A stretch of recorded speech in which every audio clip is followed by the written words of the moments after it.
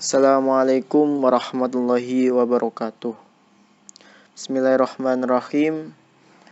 Pada video kali ini adalah lanjutan dari video yang kemarin, yakni sejarah peradaban Islam di masa dinasti Umayyah. Sekarang kita beranjak kepada sejarah peradaban Islam di masa dinasti Abbasiyah. Untuk lebih jelasnya, silakan simak video dengan baik dan pahami materi-materinya dengan memperhatikan slide yang ditampilkan.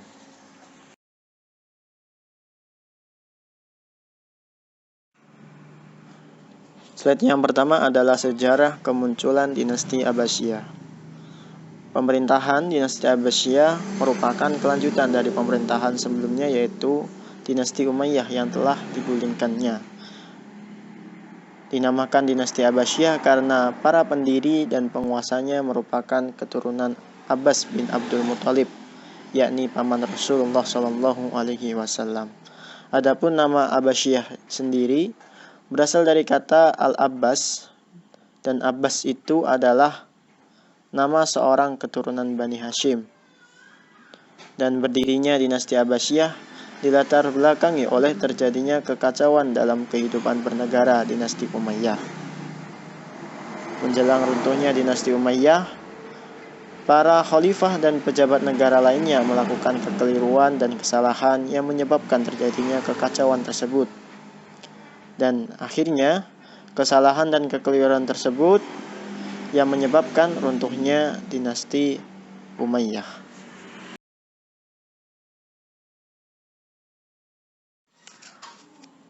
Selanjutnya adalah perkembangan latar belakang berdirinya dinasti Abbasiyah. Kelompok-kelompok yang merasa tidak puas terhadap dinasti Umayyah yang menyebabkan runtuhnya dinasti tersebut adalah: yang pertama adalah kelompok Muslim non-Arab atau Mawali yang memprotes kedudukan mereka sebagai warga kelas 2 di bawah warga Muslim Arab. Kemudian kelompok Syiah dan Khawarij yang menganggap dinasti Umayyah telah merampas kekhalifahan. Kelompok Muslim Arab di Mekah, Madinah, dan Irak yang merasa sakit hati atas perlakuan istimewa terhadap penduduk Suriah kelompok Muslim yang soleh, baik Arab maupun non-Arab, yang menganggap keluarga dinasti Umayyah bergaya hidup mewah dan jauh dari ajaran Islam. Kelompok-kelompok tersebut membentuk suatu kekuatan gabungan yang dikoordinasi dan dipimpin oleh keturunan Al-Abbas, yaitu paman Nabi Muhammad SAW, untuk mencari dukungan masyarakat luas. Akhirnya, kelompok dinasti Abbasiyah melakukan propaganda yang mereka sebut sebagai gerakan dakwah. Mereka mempropagandakan bahwa menggulingkan kekuasaan pemerintah dinasti Umayyah merupakan perintah agama.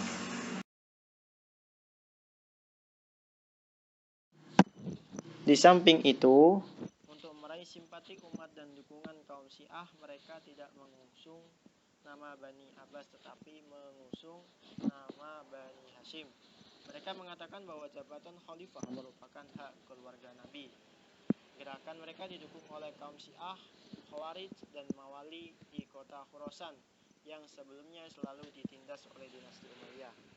Akhirnya, karena persamaan nasib sebagai kelompok yang tertindas inilah yang membuat ketiga kelompok itu mendukung propaganda ini. Jadi, latar belakang lahirnya dinasti Abbasiyah yaitu kekecewaan yang menumpuk dan bersatu akibat dari kekeliruan dan kesalahan para penguasa dinasti Umayyah dalam mengambil kebijakan. Gerakan menentang dinasti Umayyah semakin membesar saat dinasti Umayyah dijabat khalifah yang terakhir, yaitu Marwan bin Muhammad atau yang kita kenal dengan Marwan II. Dinasti ini didirikan oleh Abu Abbas As-Soffa, yang mana As-Soffa berarti penumpah darah. Ia diberi gelar ini karena ia memiliki kemauan yang keras dan tidak segan-segan untuk menumpah darah guna mewujudkan keinginannya.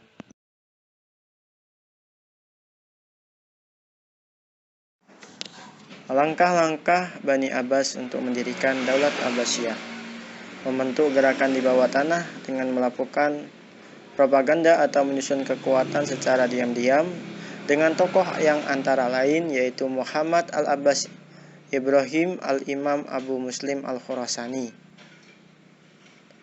Dari ketiga tokoh propaganda tersebut, Abu Muslim al-Khurasani merupakan propagandanis yang paling sukses dan terkenal.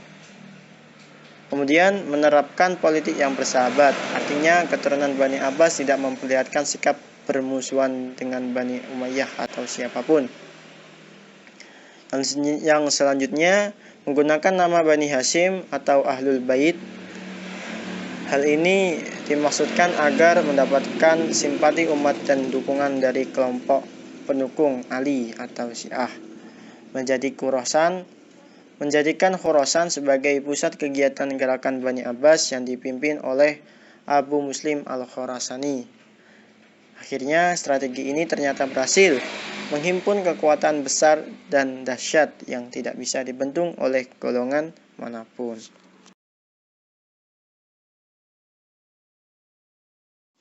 Model pendirian dinasti Abbasiyah. Dalam perjuangannya untuk mendirikan dinasti Abbasiyah, para tokoh pendiri dinasti ini menerapkan cara kepemimpinan yang bersifat kolektif, namun tertutup dengan gerakan bawah tanah. Para tokoh pendiri dinasti Abbasiyah menetapkan 3 kota sebagai pusat kegiatan, yaitu Humaimah sebagai pusat perencanaan organisasi, Kufah sebagai kota penghubung, dan Khorasan sebagai pusat gerakan praktis. Proses berdirinya dinasti Abbasiyah dimulai dari tahap persiapan dan perencanaan yang dilakukan oleh Ali bin Abdullah bin Abbas.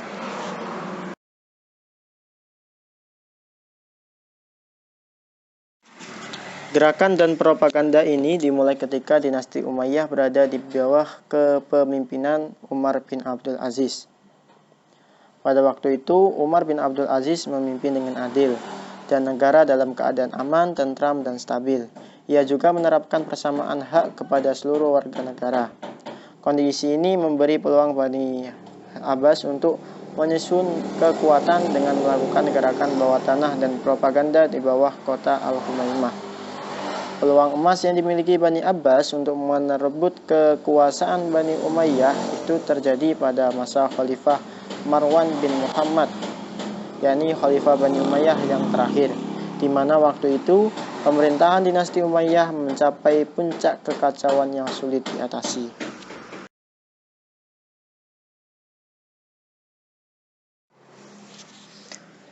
Pemimpin gerakan Bani Abbasiyah pada waktu itu adalah Muhammad bin Ali yang wafat pada tahun 743 Masehi. Kemudian diteruskan oleh anaknya Ibrahim al-Imam dengan mengangkat Abu Muslim al-Khurasani sebagai panglima perang.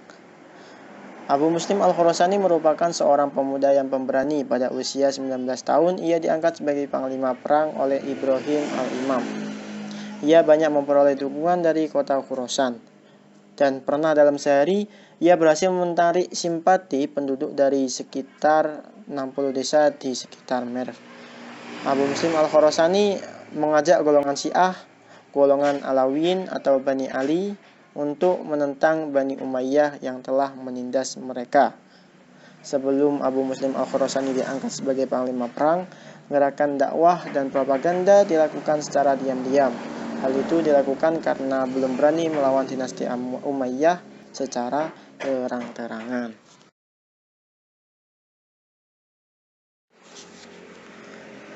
Pada tahun 747 Masehi, setelah Abu Muslim al-Khurasani diangkat menjadi panglima perang, Ibrahim al-Imam menyuruhnya untuk merebut kota Khurasan dan menyingkirkan orang-orang Arab yang mendukung dinasti Umayyah.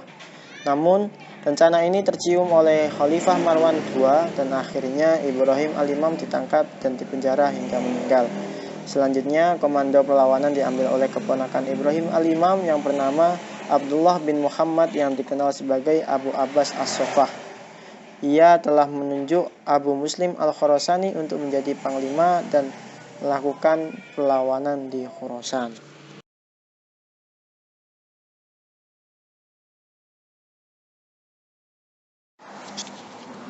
Kita lanjut pada materi tokoh-tokoh pendiri Bani Abbasiyah. Yang pertama adalah Muhammad bin Ali bin Abdullah. Yang kedua Ibrahim al-Imam. Yang ketiga Abu Muslim al-Khurasani. Yang keempat, Abul Abbas As-Soffa. Yang terakhir adalah Abu Ja'far Al-Mansur.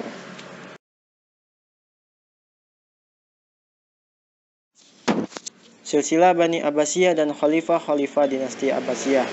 Dalam silsilah Bani Umayyah terdapat 3 keluarga besar yang saling bersaing merebutkan kekuasaan, yaitu yang pertama adalah keluarga Alawiyin yang didukung oleh kaum Syiah, kemudian yang kedua adalah keluarga Umayyah sendiri, dan yang ketiga adalah keluarga Abbasiyah.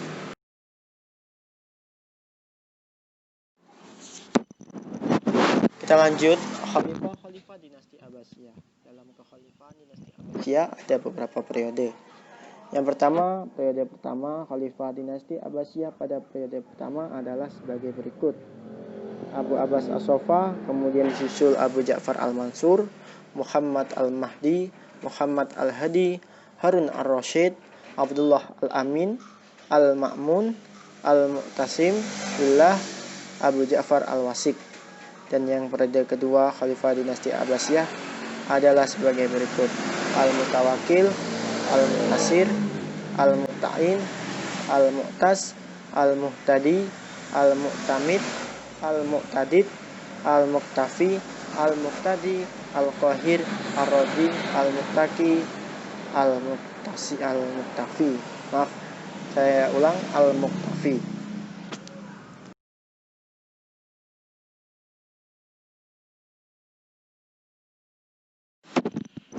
Periode ketiga Khalifah dinasti Abbasiyah adalah Al-Muti, Al-Atta, Al-Qadir.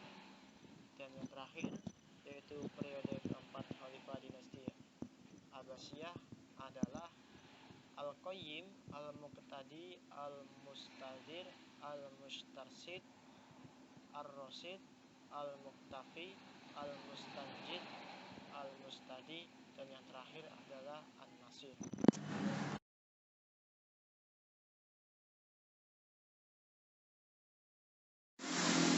Dan yang terakhir adalah periode Az-Zahir. Khalifah dinasti Abbasiyah pada periode kelima adalah sebagai berikut: Az-Zahir, Al-Muntasir, dan Al-Mu'tasim. Dari ketika 37 khalifah ini, setidaknya terdapat 3 khalifah yang menonjol, yaitu Abu Ja'far Al-Mansur, kemudian Harun Ar-Rasyid, dan Abdullah Al-Ma'mun. Dari ketiga khalifah yang menonjol ini, khalifah yang terkenal dari dinasti Abbasiyah adalah Harun Ar-Rasyid.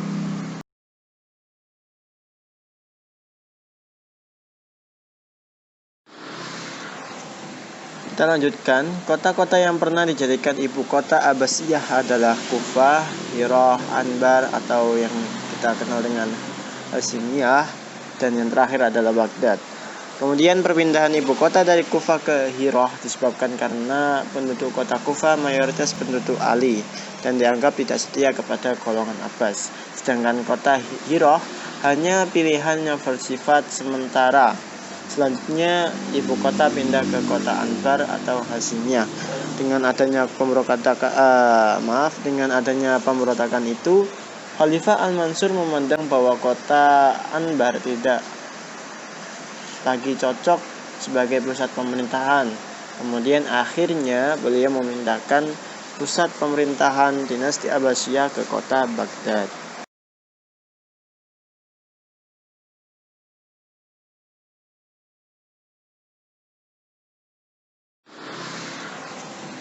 Kita lanjutkan, kota-kota yang pernah dijadikan ibu kota Abbasiyah adalah Kufah, Hirah, Anbar atau yang kita kenal dengan Hasimiyah, dan yang terakhir adalah Baghdad.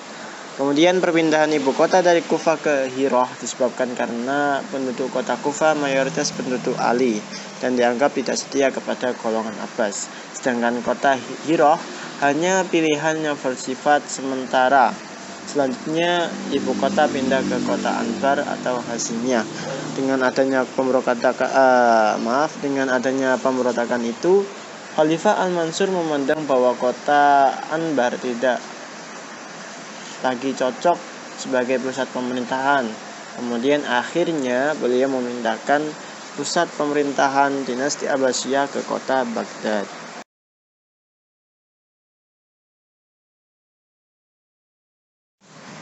Kemudian kita lanjutkan kepada pembahasan perkembangan peradaban Islam pada dinasti Abbasiyah. Daulah Bani Abbasiyah didirikan pada tahun 132 Hijriah atau 750 Masehi. Abbasiyah merupakan kelanjutan dari pemerintahan Daulah Bani Umayyah yang telah hancur di Damaskus. Dinamakan Abbasiyah karena para pendiri ini merupakan keturunan Abbas, yakni paman Nabi Muhammad SAW.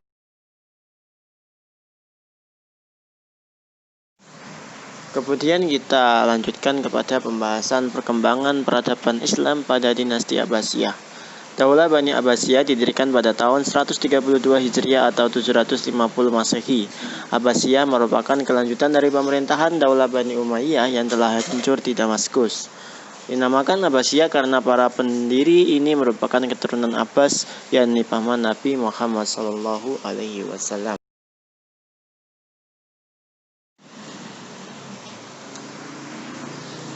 Oke, kita lanjutkan masa keemasan dinasti Abbasiyah. Pada periode pertama pemerintahan Bani Abbasiyah mencapai masa keemasan. Secara politis, para khalifah betul-betul tokoh yang kuat dan merupakan pusat kekuasaan politik sekaligus agama. Kemudian di sisi lain, kemakmuran masyarakat mencapai titik tertinggi. Periode ini juga berhasil menyiapkan landasan bagi perkembangan filsafat dan ilmu pengetahuan dalam Islam.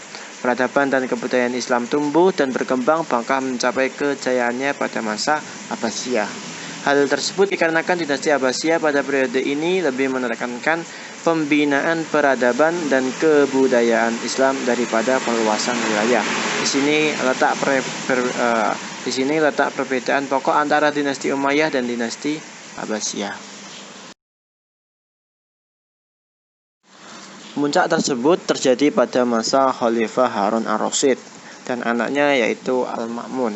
Ketika Harun ar-Rasyid memerintah negara dalam keadaan makmur, kekayaan melimpah, keamanan terjamin, walaupun ada juga pemberontakan dan luas wilayahnya mulai dari Afrika Utara hingga ke India.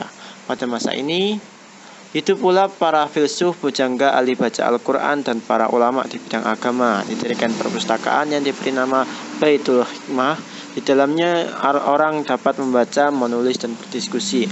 Harun ar-Rasyid sebagai orang yang taat beragama menunaikan ibadah haji setiap tahun yang diikuti oleh keluarga dan pejabat-pejabatnya serta para ulama dan berdermawan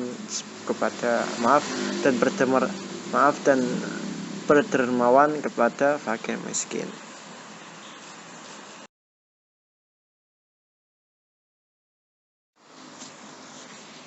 Proses ilmu-ilmu umum masuk ke dalam Islam.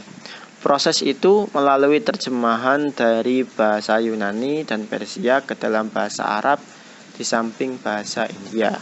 Pada masa pemerintahan Al-Ma'mun, pengaruh Yunani sangat kuat. Di antara para penerjemah yang masyhur saat itu adalah Hunain bin Ishaq, seorang Kristen historian yang banyak menerjemahkan buku-buku berbahasa Yunani ke bahasa Arab.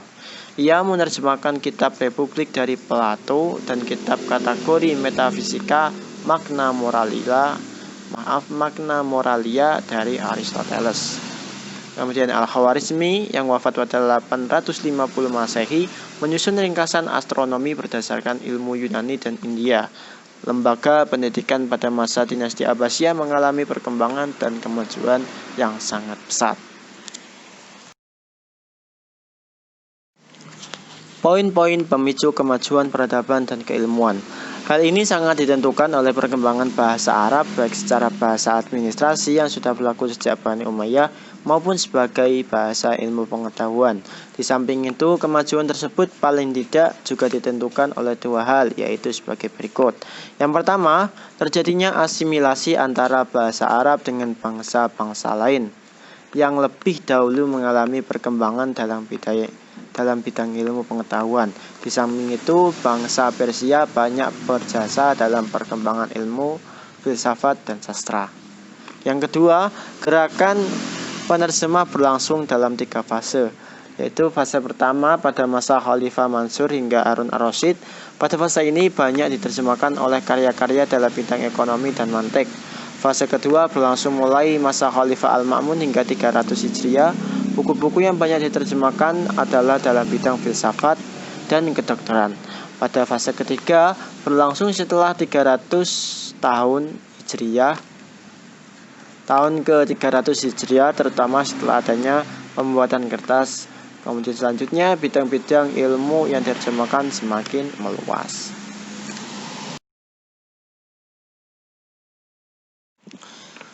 Masa kekuasaan dinasti Bani Abbasiyah. Sebagaimana disebutkan melanjutkan kekuasaan dinasti Umayyah, kekuasaan Bani Abbasiyah berlangsung dalam rentan waktu yang panjang dari tahun 132 Hijriah atau 750 Masehi sampai 656 Hijriah, yaitu 1258 Masehi.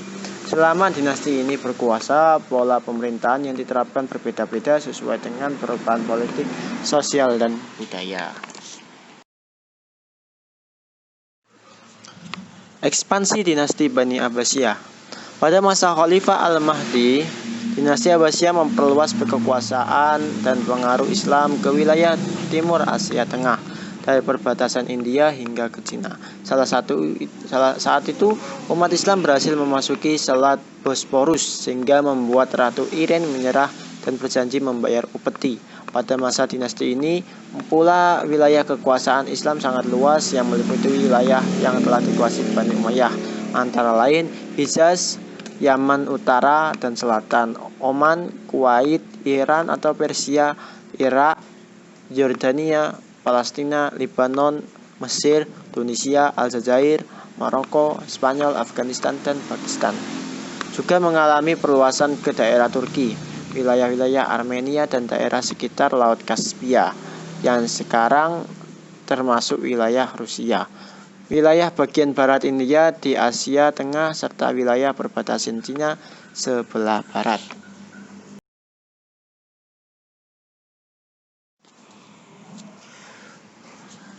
Ada dua faktor penyebab tumbuh dan berkembangnya peradaban Islam. Kemajuan dalam perkembangan yang dicapai secara garis besar ada dua penyebab faktor tumbuh dan berkembang peradaban Islam, yaitu faktor internal dan faktor eksternal. Faktor internal berasal dari ajaran Islam bahwa ajaran Islam yang bersumber pada Al-Quran dan Hadis memiliki kekuatan yang luar biasa yang mampu memberikan motivasi bagi para pemeluknya untuk mengembangkan peradabannya. Sedangkan faktor eksternalnya adalah yaitu ajaran merupakan proses sejarah umat Islam di dalam kehidupannya yang dijiwai oleh nilai-nilai ajaran Islam. Faktor penyebab tersebut adalah semangat Islam, perkembangan organisasi ketatanegaraan, perkembangan ilmu pengetahuan, dan perluasan Islam. Selanjutnya adalah kemajuan di bidang agama dalam bidang hadis. Dalam bidang hadis, mulai dikenal ilmu pengklasifikasian hadis secara sistematis dan kronologis seperti sahih, dhaif, dan maudhu'. Bahkan sudah diketemukan kritik sanad dan matan sehingga terlihat jarah dan ta'dil rawi yang meriwayatkan hadis tersebut. Ahli hadis terkenal zaman itu adalah Imam Bukhari, Imam Muslim, Ibnu Majah, Abu Dawud, At-Tirmidzi, dan An-Nasai, dan lain-lain. Selanjutnya adalah kemajuan di bidang agama dalam bidang hadis. Dalam bidang hadis, mulai dikenal ilmu pengklasifikasian hadis secara sistematis dan kronologis seperti sahih, dhaif, dan maudhu'. Bahkan sudah diketemukan kritik sanad dan matan sehingga terlihat jarah dan ta'dil rawi yang meriwayatkan hadis tersebut. Ahli hadis terkenal zaman itu adalah Imam Bukhari, Imam Muslim, Ibnu Majah, Abu Dawud, At-Tirmidzi, dan An-Nasai, dan lain-lain.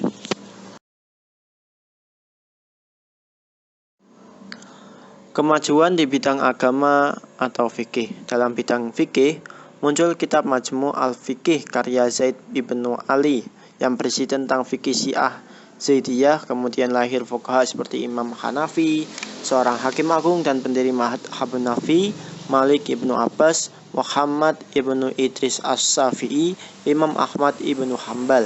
Karya-karya ulama madhab fikih antara lain Imam Abu Hanifah, karyanya Fiqhu Akbar, dan Alim wal Muta'an. Karya Imam Malik yang terkenal adalah Al-Muwatta. Karya Imam Syafi'i yang terkenal adalah Al-Um dan Usul Fikih. Karya Imam Ahmad bin Hanbal yang terkenal adalah Al-Musnad. Kemajuan di bidang agama dalam bidang filsafat dan ilmu kalam. Dalam bidang filsafat dan ilmu kalam lahir para filosof Islam terkemuka seperti Yaqub Ibnu Ishaq Al-Kindi, Ibnu Nasr Muhammad Al-Farabi, Ibnu Barja, Ibnu Tufail, dan Imam Al-Ghazali. Sedangkan ilmu kalam, Mu'tazilah pernah menjadi madhab utama pada masa Harun Ar-Rasyid dan Al-Ma'mun. Di antara ahli ilmu kalam adalah Wasil bin Atha, Abu Khujal Alaf Ad-Dam, Abu Hasan Al-Asy'ari, dan Imam Al-Ghazali. Kemajuan di bidang ilmu lughah Arabiyah. Ilmu lughah juga berkembang dengan pesat karena bahasa Arab semakin dewasa dan memerlukan suatu ilmu bahasa yang menyeluruh. Ilmu bahasa yang dimaksud adalah nahwu, shorof, ma'ani, bayan, badi, arud, dan insya. Ulama lughah yang terkenal adalah Sibawayh, Mu'ad al-Harra, Ali ibnu Khasa, Hamzah al-Kisai, dan lain-lain. Kota-kota Basra dan Kufah merupakan pusat pertumbuhan dan kegiatan ilmu lughah. Keduanya berlomba-lomba dalam bidang tersebut sehingga terkenal dengan aliran Basra dan Kufah. Masing-masing pendukungnya merasa bangga dengan alirannya. Aliran Basra lebih banyak berpengaruh pada ilmu mantik dibanding dengan aliran Kufah. Dalam zaman ini diciptakan kitab-kitab yang bernilai dalam ilmu nahwu, shorof, ma'ani, arud, kamus, dan ilmu makornat atau kumpulan khutbah, idoh, dan riwayat.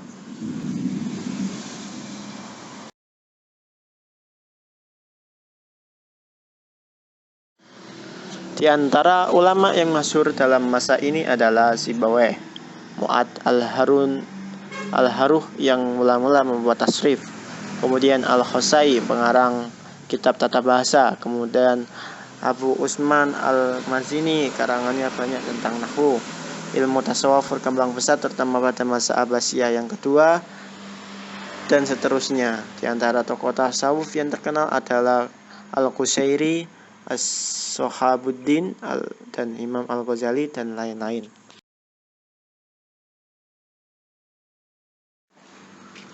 Sedangkan kemajuan di bidang ilmu pengetahuan seperti ilmu kedokteran mulai berkembang dengan pesat pada masa akhir dinasti Abbasiyah periode pertama. Pada masa ini banyak sekolahan kedokteran dan rumah sakit yang didirikan. Dinasti Abbasiyah telah banyak melahirkan dokter kenamaan yaitu Hunain ibnu Ishaq, Ar-Razi ibnu Sina, Abu Marwan Abdul Malik ibnu Rus, dan Abu Zakaria Sabur bin Sahal. Dalam ilmu perbintangan, kaum muslimin di masa dinasti Abbasiyah mempunyai modal besar untuk mengembangkan ilmu pengetahuan. Mereka mengkaji dan menganalisa berbagai aliran ilmu perbintangan dari berbagai suku bangsa seperti bangsa Yunani, India, Persia, Khaldan, dan ilmu falak Arab Jahiliyah. Berikut adalah orang-orang yang ahli dalam bidang ini adalah Abu Mansur Al-Falaki, Jabir Al-Batani, dan Raihan Al-Biruni.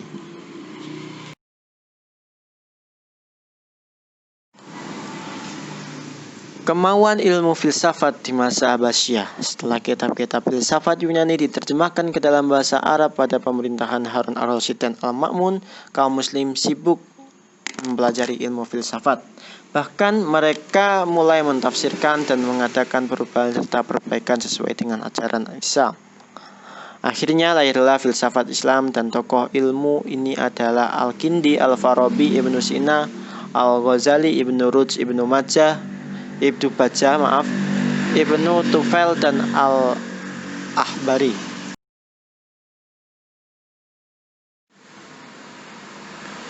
Selanjutnya adalah kemajuan ilmu sastra di masa Abbasiyah. Pada masa dinasti Abbasiyah juga berkembang ilmu sastra, sehingga melahirkan para penyair dan pujangga yang terkenal. Di antara para penyair yang terkenal pada masa pemerintahan dinasti Abbasiyah ialah Abu Nawas, Abu Atiyah, Abu Tanman, Al-Mutannabi, dan Ibnu Hani. Oke, itu saja dari saya.